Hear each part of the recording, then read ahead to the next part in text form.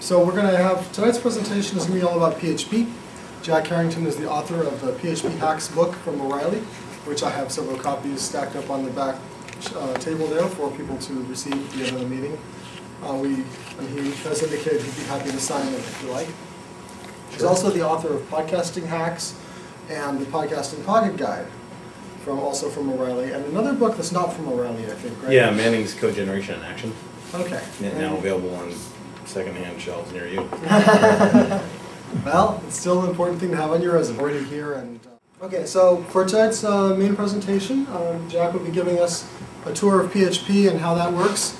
I have already given most of his bona fides, so I won't bother repeating all that. But I hope we all enjoy and learn a lot from it. And I think we'd like to. Would you prefer to hold questions to the end, or? No. I'm not really kind of a sort of kind of speaker. So I mean, I kind of like the more collaborative thing, and ask questions as it goes. Okay. I mean, kind of starting out, I need to kind of get a feel for like where people are and the whole understanding of PHP and web programming and that sort of thing. So, who hasn't done any PHP at all? Okay, all right, fair amount. Who has some PHP? He's like a PHP 5 super hacker. Okay. All right. I mean, we can pretty much go from basic to as advanced as you want with this. There is a lot to talk about with PHP. It's a really growing and evolving language, so there's a lot of stuff to think about. Anyway, tips and tricks, I guess, to a certain degree, as much as we can get to with not knowing all that much about it. But we'll start with some basics, and then we'll do some stuff on how to do some stuff on the page, in the database, kind of architectural tricks, things you want to think about. And when I think about tricks, some best practices. Then some security stuff. I did a presentation over at NASA yesterday morning on PHP security, so we can bring up some of those slides if you guys are big on securing your application, that sort of thing.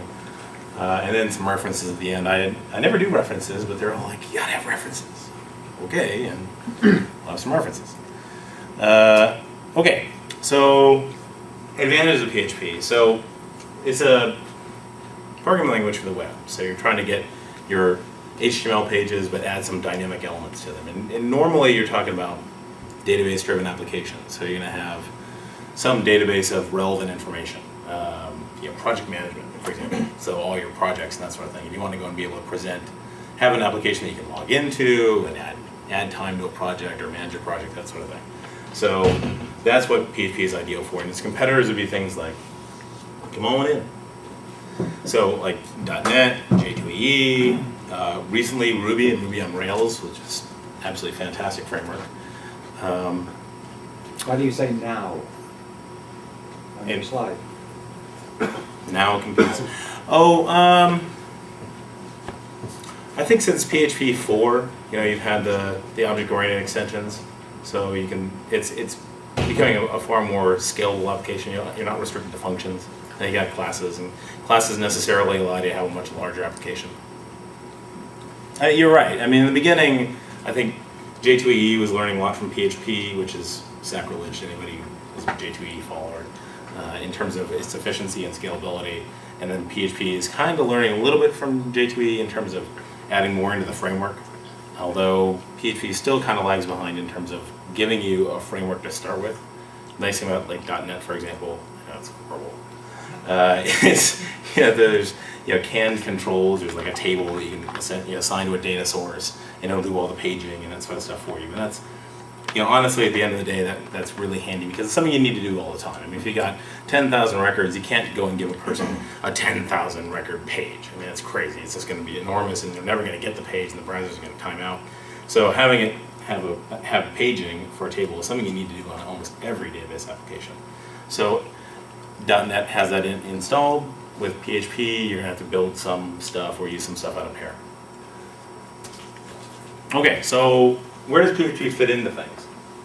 Here's an Apache stack. Here's IIS. For this, I probably should just gotten rid of IIS altogether.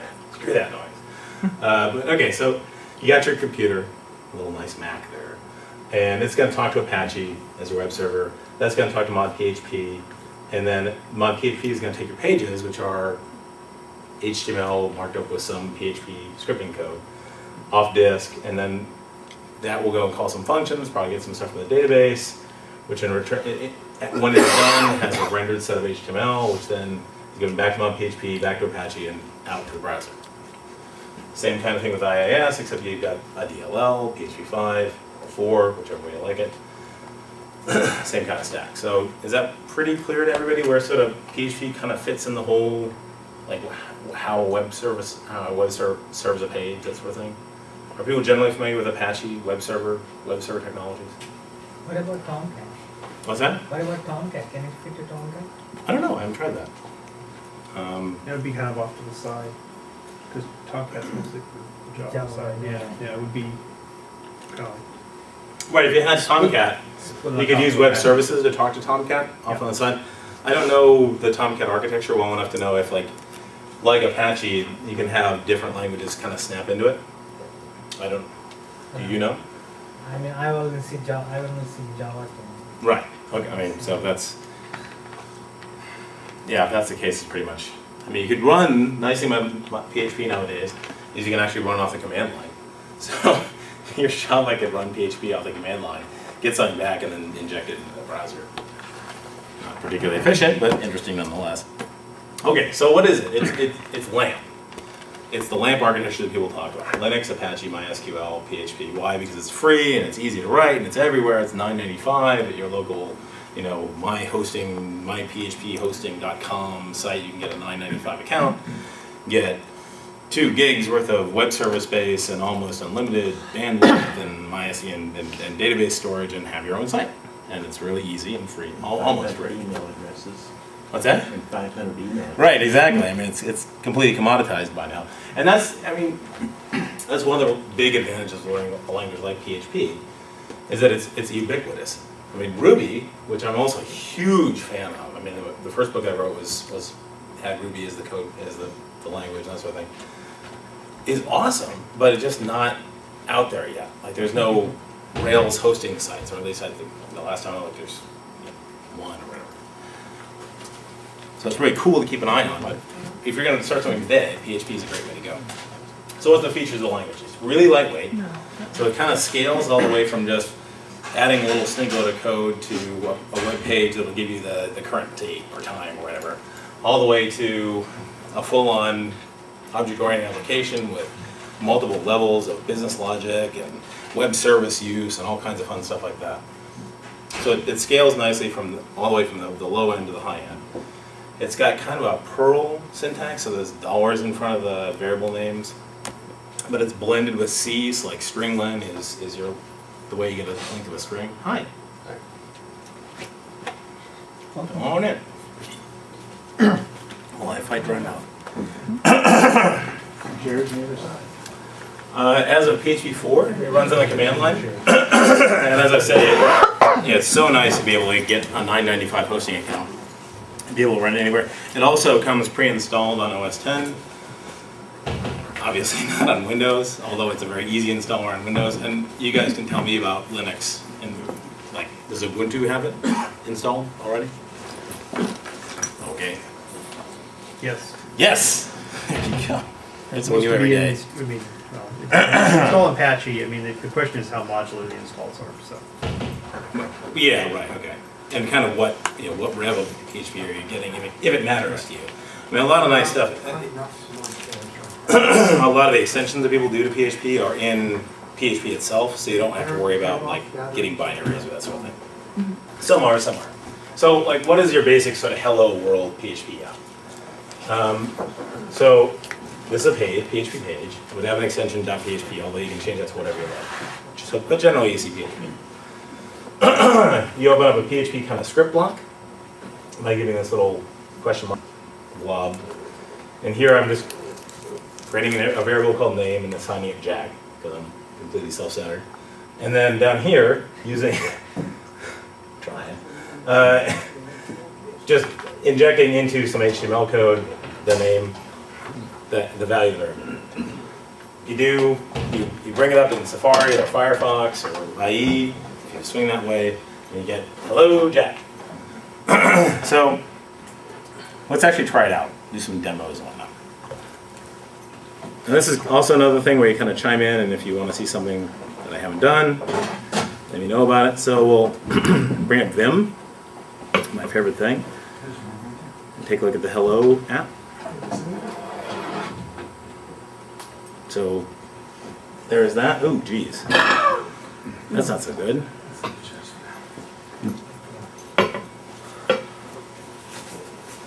How about Peach Buff? Yeah, that's better.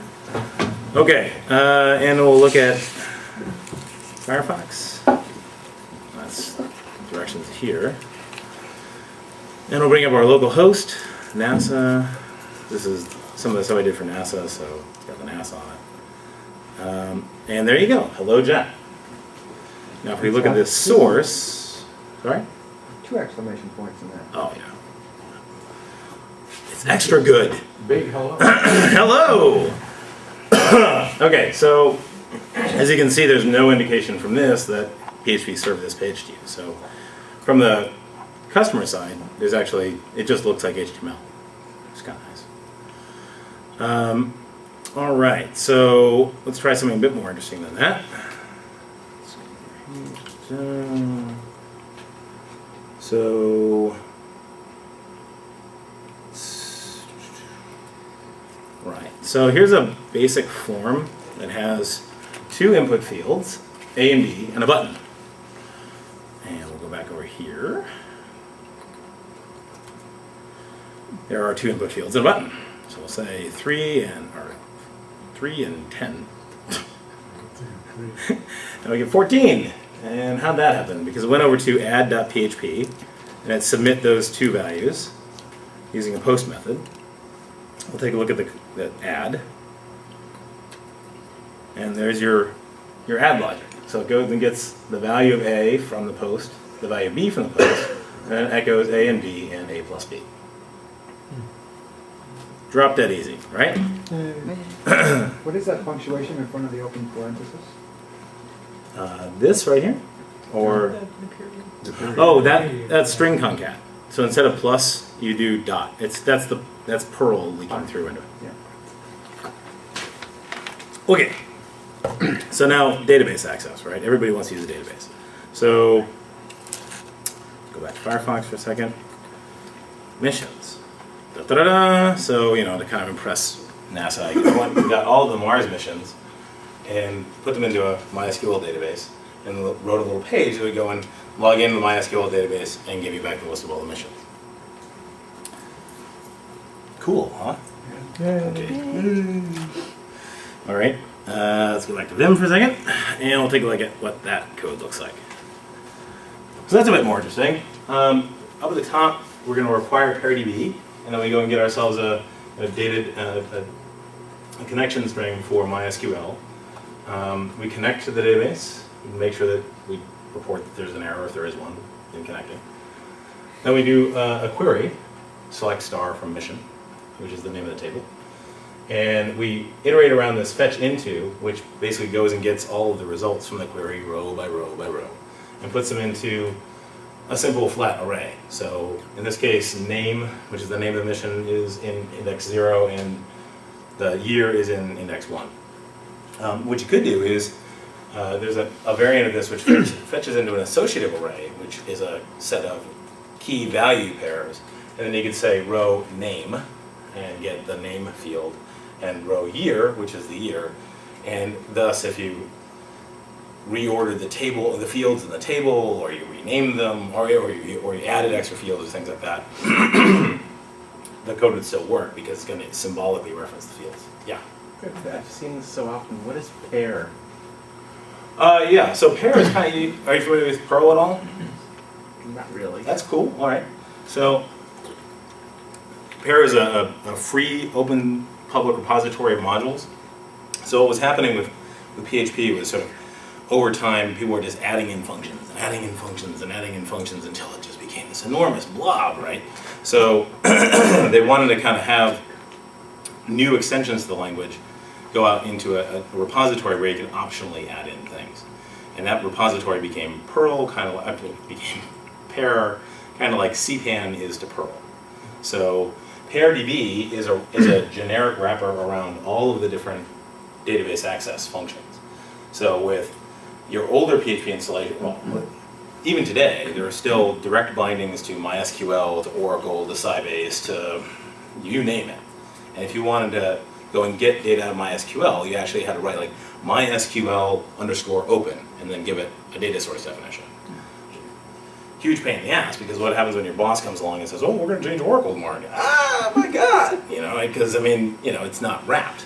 So what ParaDB does is it goes and puts a generic wrapper so that all of those systems work exactly the same way. And even better, it actually does, it supports the question mark operator within these so that you can, and I'll show you this in a second, have it automatically quote all the user input for you, which helps get around some security stuff and also some issues with, oh, let me get into it in just a second. So, What's the array thing after the connect parameter?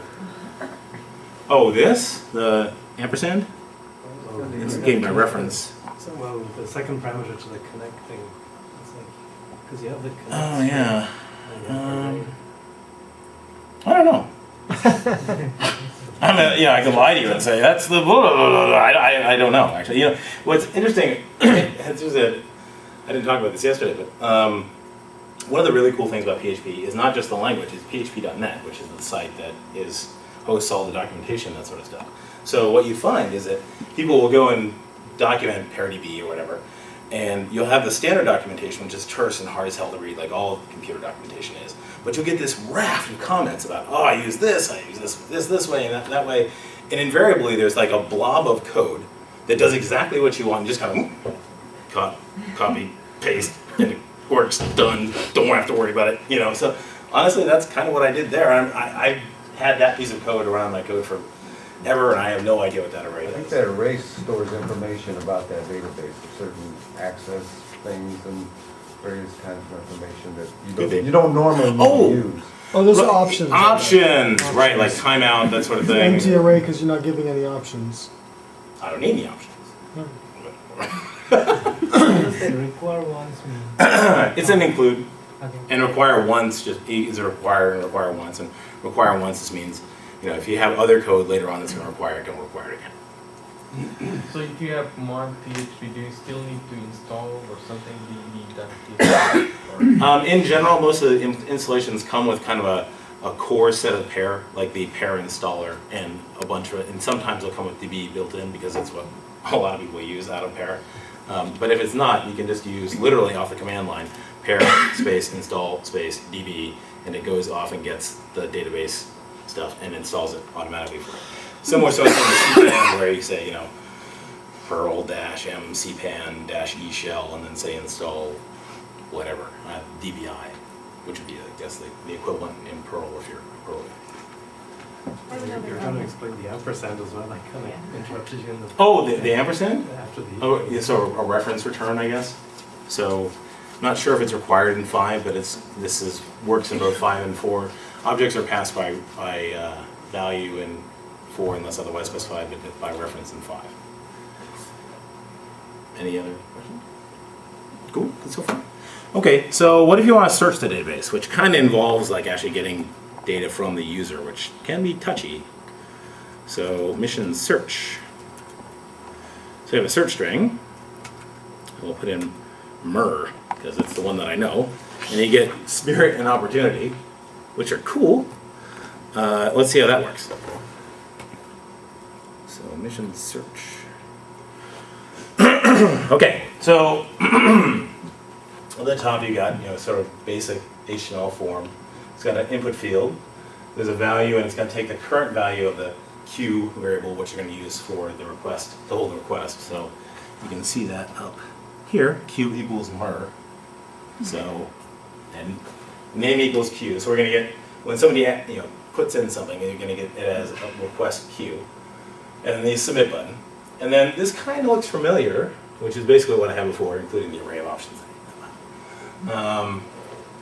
And then we get into the query string, which I've now added a like, which gives you kind of a, not an exact match of string, but you know, sort of regex type thing. And then a question mark, and the question mark is then filled in by all the values that are in the array. So you have 2 question marks, you need 2 i's in there, 3 question marks, 3 i's in there. The coolness of this is that DB is smart enough to actually go and say, okay, well that's a question mark. If I'm going to get a string value in, then I need to quote it. And it's smart enough to know that if you put in O'Connell, for example, which is O apostrophe C O N N E L L, it does the double quoting and all that sort of stuff. So you don't get the issues where people have, and you'll see this in a lot of old PHP code, where people will go and take a string of SQL and just literally use the dot operator to kind of concatenate together the user input off of the query. And not only is that going to kill you in the O'Connell case, because you're going to mess up the apostrophes, but it allows for SQL injection attacks, which means that people can actually escape out of your select and then go and inject their own select and go and, like, for example, read your user table, which may have plain text passwords in it, and before you know, you're compromised. Did I go too fast on that one? Okay. This is a little bit goofy. I could normally just put in kind of request queue, which would be the value of the request. I'm putting a little percents around it because that's what the like operator likes. It likes the percent thing to know whether, is it something that's going to be in the middle, if it's percent, or percent at the end, which means that, it's that text plus something on the end or whatever. Is everybody kind of familiar with select and database SQL sort of stuff? Okay, so, and then the rest of it's all what we've seen before with the looping around the fetch into and that sort of thing. Okay, so are there any other kind of demos that I can do in a short period of time that anybody might be interested in? Just, okay. Do you have applications that use the cool library? Oh, like, Something that, I've got some stuff from the book. Yeah, let's, actually now I think about probably better to do that in a bit. One of the things I was thinking about is we could show off some of the like the patterns stuff that's in the book, which are sort of design patterns, so that from the Gang of Four, but implemented in PHP, so you can kind of see how that flows. Or there's the dynamic stuff. That, I don't know if any read /dot. Yeah, okay. So an article that I wrote a while back on dynamic objects in PHP with /dot recently. We can talk about that if you guys are interested in it. So, okay, so let's kind of get back on the slideshow. Is indexing not, indenting Sure. not really practiced in PHP? As a sort of form? Yes. Yeah, it's kind of touch and go. I mean, within, generally, you'll have, so you'll have a really big, good PHP application that's well factored. You won't have any of this stuff on the page level. There'll be a library in the background that actually does all the database work and all that. And that will generally be in a class, and that class will have nice indentation and formatting and look presentable. At the page level, yeah, generally, you'll get kind of code like this, where you basically require in your business logic library, and then you'll make a couple, you'll allocate a customer object or whatever like that, and then get a customer object for a particular ID, and then populate some fields and that sort of thing. Another option is to use what's called a Smarty template language. So you've got the page, PHP code, you've got a template that actually is literally just designed with some placeholders for where to put the data, and you'll have the business logic. The page will first go and get the business logic to go and query some results for things like that, and then it'll shoot off that results over to the Smarty template, and the Smarty template will give back HTML for the result. And the nice thing about that is that Smarty templates are so easy to use that you can kind of go and give that off to a graphic designer, let them screw with it, and you can just kind of plug it in when it's done, and hopefully it'll all work out with all the CSS and the images and all that sort of stuff. Yeah. How do we do the transaction management in PHP? I mean, is there any? Yeah, well, we just basic SQL transaction management. Yeah, so Yeah, there's commit and there's start transaction, commit, and all that sort of fun stuff in there as well. I mean, So is that a library you need to install, or is that? no, it's part of standard? ParaDB. Although I think MySQL is a little touchy. I mean, not until the more recent database versions, not until the more recent versions, MySQL are transactions even supported, I think. Aren't they? You do the transactions through the SQL calls. So it depends upon the database underneath it, whether it's supported or not. So I mean, for example. Well, there are if I commit and log rollback in sort of and things then- in Pair, Yeah. in ParaDB. But they don't work on all the databases. Yeah. I mean, things like, partial commits and stuff. You want to save some stuff in the database, don't commit it until multiple times. Again, it's much like you would interface with the database. You do it based on the capability of the database, not Like for instance, until recently, I mean, MySQL didn't understand what a transaction was, so it wasn't really there. And I Having think fought that war. a lot of the support for databases in PHP is MySQL oriented, right? Yeah. Because historically, Well, that's where it comes from. Actually, PeerDB has that. Early versions of it were very MySQL oriented, but they. But a lot of the examples of PHP that you'll find on the web are meant for MySQL, just because that's what the majority of PHP programmers right. use. Yeah, that's what your hosting sites are going to give you. They're not going to give you Oracle. They're going to give you MySQL. And Yeah. same thing with this. I mean, I'm running MySQL here and doing it locally, and you know, it's lightweight. I don't even notice it running really. So even though new versions of MySQL do support transactions, there's just a lot of inertia behind that kind of sloppy programming. But PeerDB works with PostgreSQL. Yeah. I think it also works with Firebird now too. Cool. Yeah.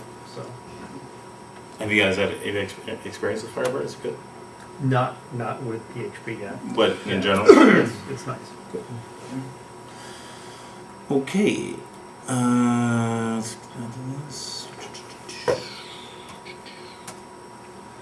Okay, so pair, I think I've already covered this. And obviously, like, big thing at the bottom, user contributions. Welcome.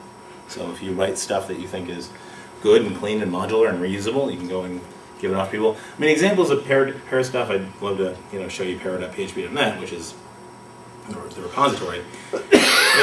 Amazon has their web services bindings there, so Google and Yahoo and that sort of thing. There are, a bunch of math libraries, and there are libraries for fun. I mean, it's like CPAN. I mean, it's a kind of collection of the good and the bad and the ugly, and but DB is an excellent one. How about XML parsing and all that stuff? There's a couple of different ways to XML parse in PHP. There's bindings for libexpat, so you can get like why am I spacing on that? There's a DOM version. There's also Sax. not Sax version, right? Yeah, so it's good. And I don't know if that completely. Actually, you know what? I'll show you. That would be quick enough to show.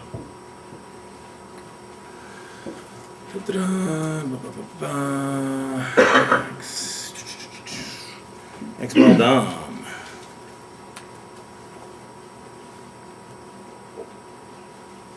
So let's get that color scheme back. Peach Puff. That worked.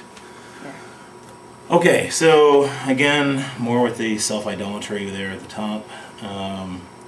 But we create. Oh wow, that's it. Create a new DOM document. We want to format the output to give us nice little tabs and stuff. And basically, this is all just W3C DOM stuff. So you're asking the document. I should have said dog, to create an element called books, and then you append that child back into and that becomes your root element. And then you're going to iterate through this using a for each operator. It's very nice. You don't have to do the I equals 0, I plus plus, da da da type thing. You could, but you don't have to since they got a nice for each operator. And then for each one of these, you go and create an element, and then set the attributes, and then create child elements and that sort of thing. And let me see if that actually. I don't see that required statement. So does that mean it's? Yeah, it's built into the PHP core. That's one thing you actually have to. Different PHP installations will have different sets of functions. Like there are graphics functions and things like that in some installations are not there, and other installations are. And generally, if you go to like one of these hosting sites, they'll tell you what is installed and what's not, and often point you to like a PHP info page. It'll give you basically a complete listing of all the compile options and what's installed and what's not, and that sort of thing. What was that? PHP Hacks and XML DOM and XML DOM.php. See if this works. Hey, holy moly! Wow, that's cool. So there you go. That's the output, and that was done by these two little lines of code at the end. That basically, you can't really see it past this little widget. Just make the window a little smaller and scroll down. Oh, that's a good idea. That's why they pay you the big bucks. Okay, so yeah. Right.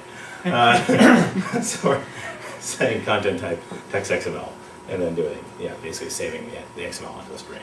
mean, you can save it up to a file, and it's got all the handy help functions as well. You know, again, you can use SACs if you're interested in efficiency. You can use regular expressions if you're interested. If you're really interested in efficiency and not particularly conscious of formatting, but you know. So basically, you got some pretty nice XML function built in. Okay. If you're on a hosting site that I wouldn't even know how to start in PLC. Sorry. if you're on a hosting site that doesn't support some of the core packages you are expecting to need, is it easy to use Pair to install local modules that Did they make up for the gap? Not really. I mean, if GD isn't there, then you don't have GD, and that's a problem. I mean, that's kind of why you have to look at what you want to install. Because, I mean, in general, you get a hosting site, you're going to install like PHP or PHP Nuke or, you know, some sort of canned app and then go and extend that, like WordPress as an example. And, you know, if they don't have the support that you need, then that's a problem. I mean, this DOM package is not on every install. In fact, I don't think this is installed on the OS X version. I had to go get a PHP 5 installation from somebody else that was canned for OS 10, install that, and then I got this. A question? Or just stretching? Okay. So what are some good apps? There's PHP, which is great for forums.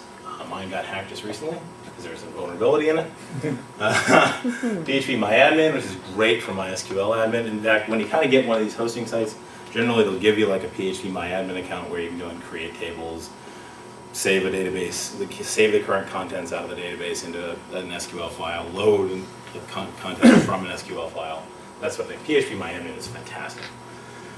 WordPress, excellent blogging software in PHP, and Drupal and PHP Nuke, which are kind of content management / blog / forum / blah da da da da da da. So great canned software. A lot of these things kind of support user extensions, so not only can you install it, but you can also get like little kind of canned extension things like if you want to go and add an RSS reader to your blog page. There's little extensions that you can write, and you can write your own extensions to go and talk to Amazon or do whatever you want to do. And that stuff's pretty easy. Since it's a scripting language, you kind of just require in stuff on the fly and then create objects on the fly, and it's very easy to go and create extensible applications of PHP. So some page tricks. Yeah, I'll start with the basic ones, kind of using functions for headers and footers. I've talked a little bit about Smarty. Now I'll talk about some Ajax stuff, because I'm doing some Ajax stuff and it's fresh in my mind. So you can easily go and create functions, and they don't even, like, it's not even real. I mean, from a kind of C standpoint, you're like, what the hell is that? It's like I'm opening a function, and then there's some HTML in it, and I'm opening another function and closing it and doing all this sort of stuff. And that's perfectly fine, because I mean, basically anything that's outside of the PHP clause is essentially just an echo right of whatever that blob of stuff is. I mean, PHP doesn't know HTML from, you know, XML or whatever, you know, or whatever. So this is a completely valid function header and footer, and basically that turns any page. This would be in a file called like headers.php or something like that. You require that. You'd say place header, and then put some content into the page, and then place the footer, and there you'd have a page. So that's kind of an easy thing to do. Makes it that every page would have the same sort of header and footer. I mean, if you wanted to, you could go and have, like a problem here is, like every page is now going to be titled simple PHP page. So what you could do is go and add an argument here for like title, add the title here, add the dollar title there, and then basically echo in dollar title there, and that's how you do have a flexible title. So, clear on that? Pretty easy to do? So, for someone a dummy like me, do you have a place where I can go to Download that and... or no, just to understand it a little bit better so I can actually start using that sort of thing? Sure. I mean, actually, Essential PHP is over there. That's a pretty good, solid book from O'Reilly. That you can use. Oh yeah, PHP, that's a great place to start. Honestly, I mean, it's pretty easy to learn how to write PHP code simply by copying and pasting a lot of the examples off of PHP.net. I mean, Dave Thomas always talks about never shipping code that you don't understand, but screw that. What kind of question? Okay, let's say, okay, so I have an editor and I create this block of text in it. Mm-hmm. So to demonstrate it or test it or debug it, Yeah. how do I execute it? You browse to it in a web browser, or you execute it from the command line. You just like go to the browser and get on that file name Mm-hmm. You want to try it? You see how easy it is? You know, what the heck, Grant? and Sure. how do you make it PHP give you the error messages that you love to see but you want to turn off when your users are? Yeah, it depends. There's an initialization file, the configuration settings for That PHP. required statement? No, this is like have for the debugging PHP in it? processor itself. There's like an INI file that basically allows you to say, do you want error warnings injected back into the browser, or do you want them, just put out into Apache's error log? And so you can change that on a per server basis. So your production servers could go and output warnings or errors to the Apache error log, where your debug servers, the ones you're playing and developing on, would output errors to the browser, so it'd be really easy to see them. Okay, did I go too fast on that one? Yeah. Okay, let's back up a little bit. You said, Sure. You're talking about a debugging setup. Right. So in kind of a debugging sense, right? If you make an error on the page, it's nice when generally you're developing PHP. You pretty much have Vim or Notepad or Emacs or whatever you want in one window, and you've got Safari or Firefox or IE in another window, and you're basically just saying you're kind of switching over to Notepad, typing in some stuff, saving it, and then going over to IE or Firefox, hitting refresh, and seeing what the new results are, right? And if you have all the errors, like if you make syntax errors, it's just crazy because nobody ever makes syntax errors. Then if you have it so that the errors go into the browser, then you'll be able to see you have a syntax error on such and such a line in your browser, as opposed to having to tail the log file of Apache to go and see what the errors were. But now how do you give yourself set up a development and a production environment on one machine? Would you you'd have a separate copy of the any file, and you'd say use debug.any and use production.any and just have the debug statements on and off. I mean, I guess you Different port. could. It Just could run do a separate different copy ports. of Apache on another port. Yeah. That's what I would do. I mean, I just don't know if you'd want to do it. I mean, you could have like two different copies of PHP.ini and basically just move them and restart the server. Okay, what about using the PHP setup as a front end where your database is somewhere else on the internet? Not a problem. I mean, the connection string went to localhost on this in here, but it could go anywhere. And one could tunnel somehow so that it's not easily snooped. That is a connection thing for databases. I Okay. actually, Yes. you got me Yes, there. you can do that. Okay. Yeah. Cool. I mean, I suppose you could also use web services over HTTPS if you want to do that. And I'd like you to back up and say a little bit more about those applications we're talking about. Mm-hmm. And I want to try and connect it with what I'm thinking of in a concept is a thing called an application generator. Oh. Or, let's say I've got an idea for Okay. a data structure, like a model of a system, and I want to have customer name block, and I want to have the product block, and I want to have Yeah. the shipment block, and the table for the Yeah. freight rates. Okay, and You want to have it build. You want to have something build the well, PHP app on the fly. something. I mean, the PHP MyAdmin is a great way to design the tables. Right. Can it generate things like a systematic, iterative set of functions for going in and opening all the screens, like the customer table, Sure. the XXY table? I got you. PHP MyAdmin won't do that, but my first book, Code Generation in Action, is all about doing that, and we can certainly talk after this about solutions for that. I mean, that's something. There's a bunch of things that will either go and take an XML definition of a database structure and create the SQL, the PHP access classes, and all the CRUD pages you need to create. Create, remove, update, delete no, remove and delete wouldn't be it. What was it? Create, read, update, delete. The pages for each one of those tables. And they may not look all that good, but I mean, it gets the job done. And you can go and basically point that at, you know, either MySQL directly and basically say, do it for all the tables. And it'll go and just reflect against the current contents of the database and create all the functions you need.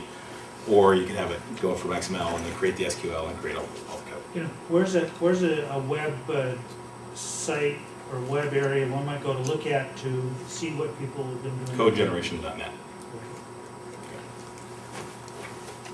Oh, man, Close. robbed. Can I get one back there? Say, I always fight dry mouth with this thing, with these things.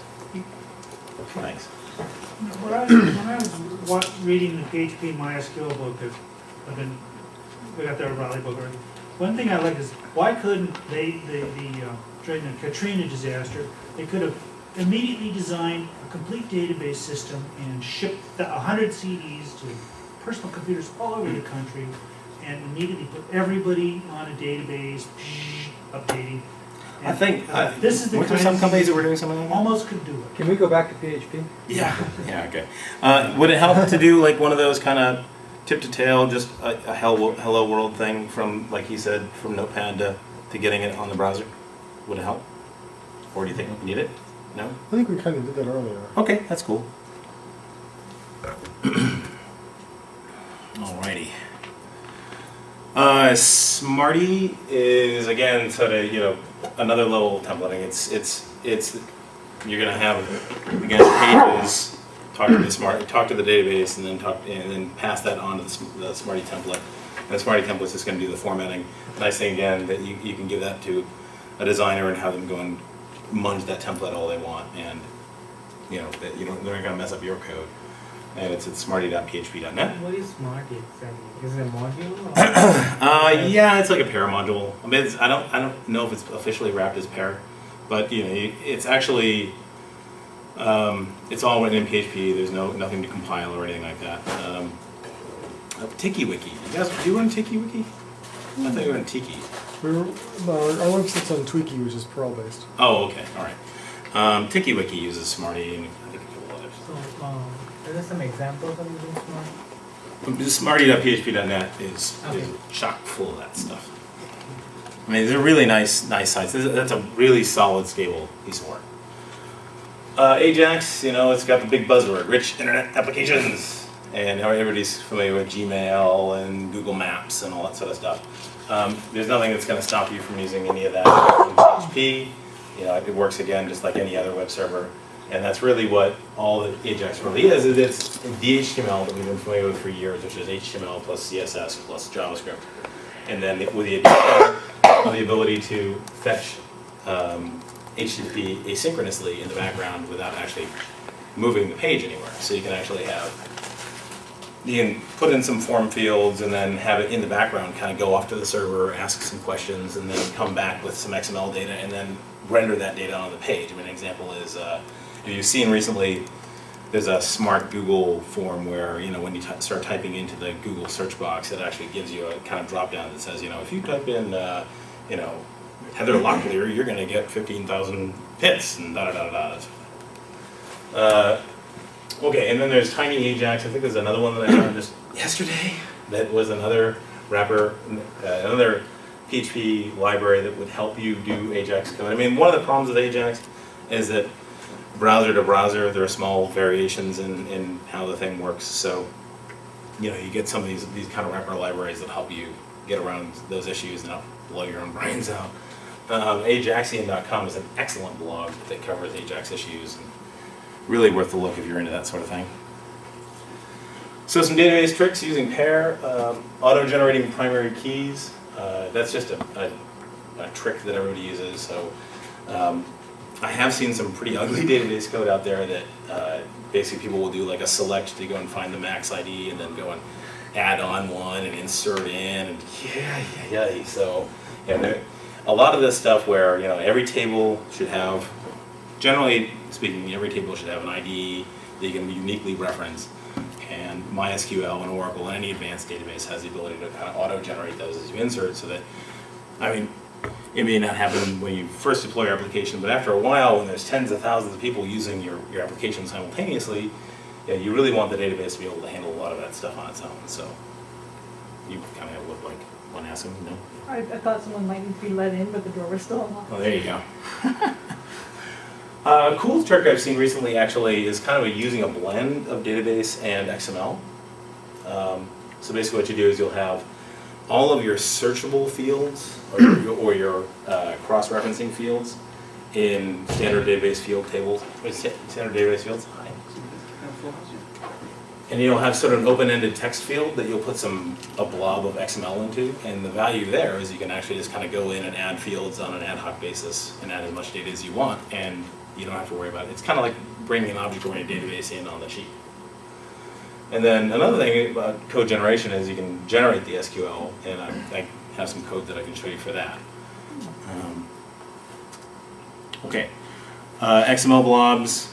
So the idea being that, let's say you've got a customer database, and your tables may, your fields may be like ID, first name, last name, username, address, but you want to have the extensibility later on of adding some additional fields, but without actually having to go and add in new fields to the database. So you can go and have a kind of XML blob text field out on the end, and then as you read in the customer record, you also bring in this XML blob as part of the select, and then you parse out the XML blob, and you've got as much data as you want associated with each record. Again, it's for optional fields because you can't really search on it. You could do some like stuff and kind of pick out bits of it, but it's not really good for searching. Okay. So generating SQL. So there's a couple different options. Again, you kind of start with an XML definition. You run it through a PHP code generator, and that'll build the SQL. Then you kind of load that into MySQL. That'll give you your create table definitions and that sort of thing. Another option is using XSLT, the much maligned XML processor, because it's so kind of terse, overly verbose. But I love it. You get your XML definition, and then you can use a style sheet to basically go and generate the SQL on the fly. You use the same sort of thing to generate PHP code. Using the same XML definition, you just use a different set of style sheets. And XSLT 2.0 is particularly good for doing this type of stuff, since they've added some stuff that makes generating code a little bit easier. Does anyone want to see one like that code generation stuff work? Yeah. Yeah, sure would. Okay, cool. Let me see if I can go find that. So,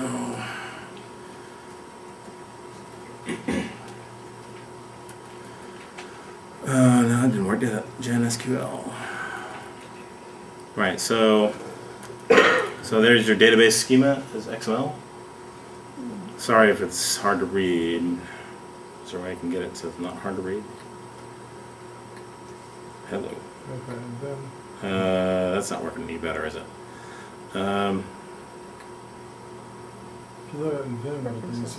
Oh, yeah, there you go. Again, why they pay you the big bucks. Okay.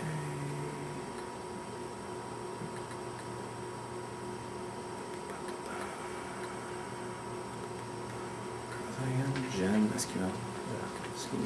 There you go. Okay.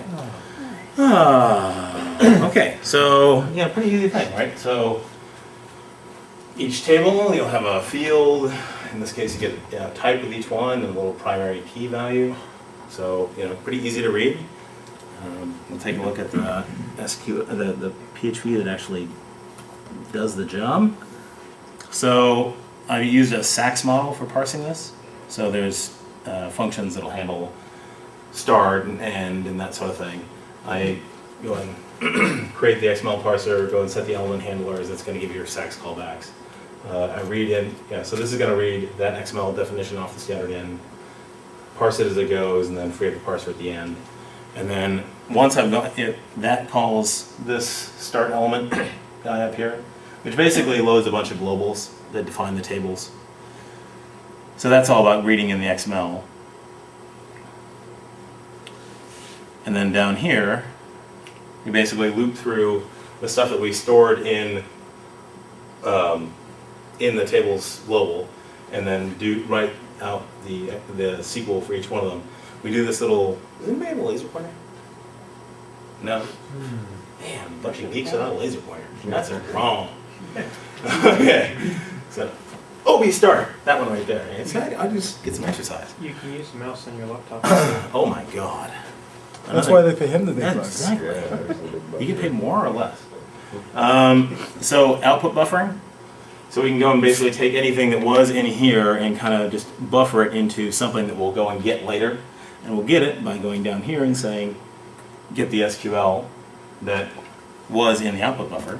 And then we'll just write it to a file using very commonly known C stuff with fopen, fwrite, and fclose. So now we'll run it off the command line.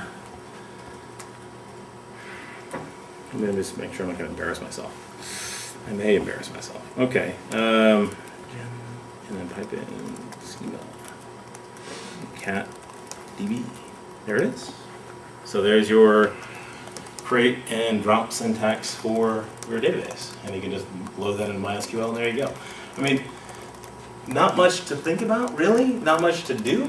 But the cool thing here is since you got it as XML, not only can you generate the SQL code for MySQL, but you can also generate for Oracle or for whatever you're going to work with.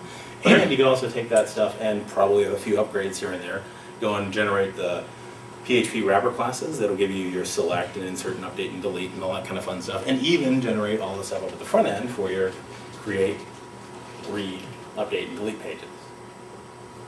Kind of cool? So I guess this is something you wrote, right? This is something I wrote as an example. There's a couple of productized PHP things out there. There's a bunch of stuff for Java. There's a bunch of stuff. So is there something in the codegen.net? Yeah, right. You basically, you tell codegeneration.net what your target is, and it'll give you a list of all the generators that build for that target. You know, generators are written generally by consultancy shops. At least, yeah, I've been doing that site for a long time. There's like 240 different generators listed. So they're generally written by consultancy shops that they're kind of building the same sites over and over and over again. So they go and build a generator for themselves, and they go, hey, that's a pretty cool thing. Well, I can sell that. And they end up then, yeah, kind of selling it on to other suckers. And, you know, it's good to know how to do it yourself because oftentimes there won't be enough flexibility in the generator to go and give you what you want or write the code that you would have written. And you want to make sure that, like, this is really, really primitive. I mean, in a really good generator, there'll be areas where, you know, that I can, this will be commented such that I can go and put in my own code at certain points, and then that code will be preserved on multiple runs of the generator. So that, for example, it actually makes more sense for PHP files, but if I go and have a generator that builds a PHP wrapper class for a particular table, you know, I may have extra selects or extra methods that I want for the book class or the customer class or something like that. So if there's a way to go and say, basically have a comment that says user methods start here and user methods end here, then any code in between the two will be preserved over multiple runs of the generator. Because the last thing you want is a generator that just builds the code and then lets you modify it without ever rerunning the generator. That's called a passive generator, and those are horrible. What you really want is an active generator where the XML and the code are maintained in sync and oftentimes are built during the make phase if you're using a compiled language. Wow, it's been a long time since I talked about that stuff. Okay, alrighty. So architecture tricks.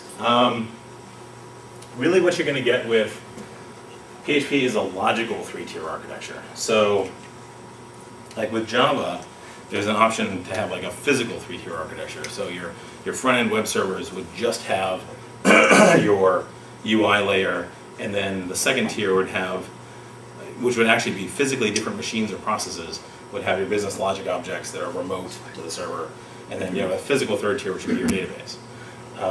Generally speaking, in a PHP sense, you're going to have a logical 3-tier architecture, which means you're going to have both the UI and the business logic code in the same runtime space, but separated because they're just different classes. So you're going to have different files. So you're going to require in your business logic code. I think I actually have a, hey, look at this. I have a whole slide for this. This is cool. Okay, so this is sort of your 2-tier application. Basically, this is the kind of crappy code. You have a page basically sorry. See, A page that goes and gets, it has the SQL built into the page. That's like the kind of stuff that I showed before, which goes directly to the database. And those are great for really small sites. Doesn't scale particularly well because if you go and change the table definitions or things like that, you actually literally have to go to every single page and change the selects that are on the page. So what you really want is you want to have pages that access business logic classes that wrap the field names and the select statements and all that sort of stuff. They talk to the databases. What is the third one? Oh, right, yeah. And there's that addition of the Smarty templates thing as another part of the architecture. So it's a concept of like object relational mapping classes or something. Oh yeah, definitely. I mean, they're sort of, they're not formalized the way that they are in J2EE, although even in J2EE, I mean, it's a question of do you want to go with, EJBs, or do you want to go with JDOs, or do you want to go with, da-da-da-da-da, right? So it's kind of a roll your own sort of thing. There's no standard for if you have one class for the atomic entity and one class for the table, or whether you have, one class that handles both the atomic entity and the table and the larger bulk reads or those sort of things. I mean, yeah, it's done totally differently for each application, which I guess is a good bad thing in a way. Until it gets pulled into pair, and then Yeah. bits and pieces have a tendency to do when they come out with different tools. Right. Okay, so dynamic objects, this is another trick. With PHP 5, so PHP 4 brought in OO classes and that sort of thing. PHP 5 adds a couple of new magic methods. So what is a magic method? Magic method is the two that you need for this are call, underscore call, and underscore set, and underscore get. And what happens with those is that in a dynamic language, you can go in, because there's no compilation phase, like if you have an object called $A, right? You can say $A dash greater than foo, right? Which is a method, and you can just, if there's no foo, there's no compilation phase, so it's not going to warn you, hey, there's no foo on that class, because it doesn't know what the class is. What happens when foo isn't there, this thing called underscore call gets called with the name of the method that was missing and all the arguments to that method that you called with. And what people are doing is they're actually using that underscore call to dynamically wrap tables or web services on the fly, so that when you call that class and there's no method there for add customer, it then does the underscore call with add customer, and that then talks to the web service and says, well, web service, you have an add customer. Oh, you do? Great. Well, here's some data for you, and talks to the web service on the fly. So you don't actually have to write an adapter for every single web service you consume. You have one dynamic adapter which will talk to any web service or any table on the fly by automatically adapting. It's pretty cool stuff, actually. If you're familiar with Ruby on Rails, the Rails framework, there's two ways to deploy a Rails application. One is with these dynamic classes, which automatically adapt to the database structure. You kind of use those for agile prototyping in the beginning, and then once you've kind of got the application a little bit more congealed and the requirements, that sort of thing, then you use a built-in code generator to go and build the framework of the static classes that give you a bit more efficiency, because these dynamic objects, one of the things that they need to do is anytime you go and ask it for like a new record, it doesn't know what the fields are, so it has to go to the database, make a select to go and get the fields for that table, and that's kind of inefficient. So you pay a little bit in efficiency, but the nice thing is that the classic Rails demo for this is that they actually have PHPMyAdmin running in one window, and they have a Rails app running in the other window. They add a field to one table, and they go over to the Rails app, hit refresh, and the field automatically pops up, because the dynamic class has actually read the structure of the table and then added the field on the fly. So it's really pretty cool. And there's some sort of betaing of this sort of stuff for PHP, trying to use some of these PHP 5 magic methods to kind of give you a Rails sort of environment called WASP, and that's on SourceForge.